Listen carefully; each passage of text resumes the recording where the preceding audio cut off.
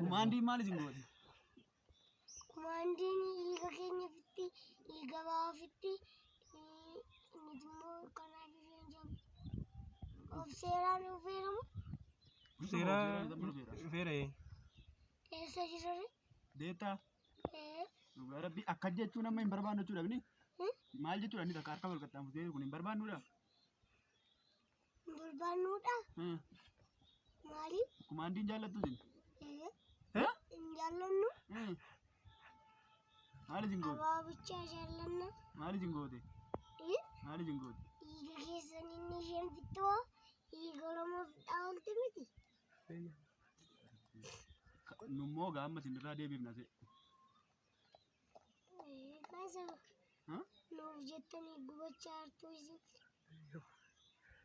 Akka nu isinii jecha gubachaa jirru beektuu? Dhugaa? Dhugaa. Kana booddee rakkinan argitan egaa isin irraa ka'a rakkinichi hin gubattan lammata. Hin taa'amni? Eera maqaan kee?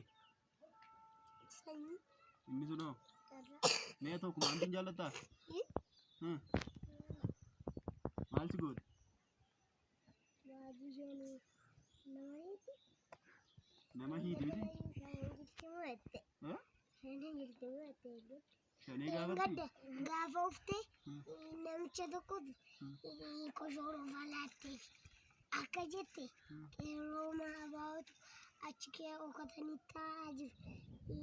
Isaatiin kumaandiin agarre yeroo isheen achumaan baqatanii sokan isheen osoo maangoo falaanaafiin ijoollee ishee fi abaa'oon eessarraan jiru jennaan achirraanfaa jiru jette.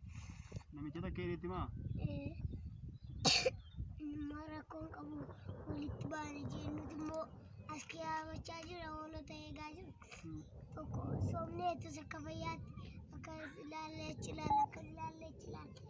Tokko dhaabannee toorata ta'ee yeroo san isheen uffichee harkee uffatteen sokkitu manuun jirti. Isinii immoo? Isinuma ijoollee xinnoo kanaa immoo? Har'a bishee nagaatiin. Nagaa man qabdu bini mateen? Nagaan qabdu bini? Eenyu? Kumaandiin kun? Eesoo. Baalagee tokkoffaa. Baalageedha? Abiyyiin immoo gantuu garaa dhochuu.